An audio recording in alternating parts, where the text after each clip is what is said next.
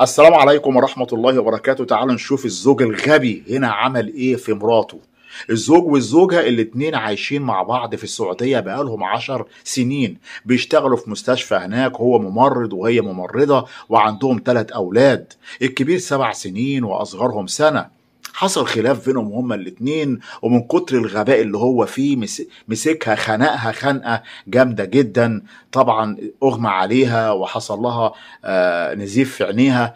المهم عملت له محضر طبعا، وبعد ما عملت المحضر واتقبض عليه خرج بعد كده على اساس ان هم هيتصالحوا، واتصالحوا حقيقي ورجعت بيتها.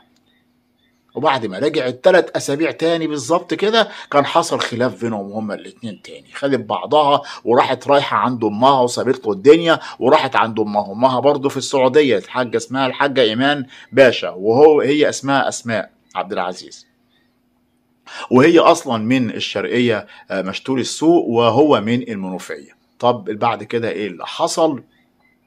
بعد ما راحت عند مامتها هو جاب مامته زيارة للسعودية، راحت مامته وخدته وراحت عند مين؟ عند حماته. المفروض طبعا هم كده رايحين علشان خاطر يصلح مراته، ولكن للأسف هو دخل جوه وقعد مع حماته وقعد مع ولاده شوية في الصالة، وبعد كده دخل على مراته في الأوضة وهي كانت نايمة، وراح مطلع المشرط وذبح مراته.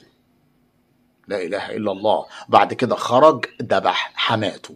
طب انت كنت فين؟ امه كانت فين لما شافته دخل يذبح مراته بعد كده خرج يذبح حماته؟ ليه على ايه ده كله؟ ليه؟ عشان خاطر خلافات ما بين الزوج وبين الزوجة نذبح؟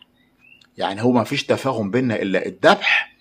وقدام امك وقدام امك شافتك والله اعلم عارفه ولا ايه؟ طبعا تم القبض عليه وعلى امه، وضيعت ولادك كده خلاص، يتمت ولادك، لان الام خلاص ماتت وحماتك ماتت وانت هتسجن واخرتك الاعدام، وولادك خلاص كده. طبعا الاهل هناك يعني الاصحاب هناك والمعارف هم اللي هيقوموا بالاجراءات بتاعه الجنازه اللي هتحصل، اللي لسه هتتم في مصر، ما تحددش لسه ميعادها ولسه ما نزلوش من السعوديه. والجريمه دي تمت امتى؟ يوم الاربعاء اللي فات. لله الامر من قبل ومن بعد. بشكركم جدا، بتمنى من حضراتكم الاشتراك في القناه، تفعيل زر الجرس، والسلام عليكم ورحمه الله تعالى وبركاته.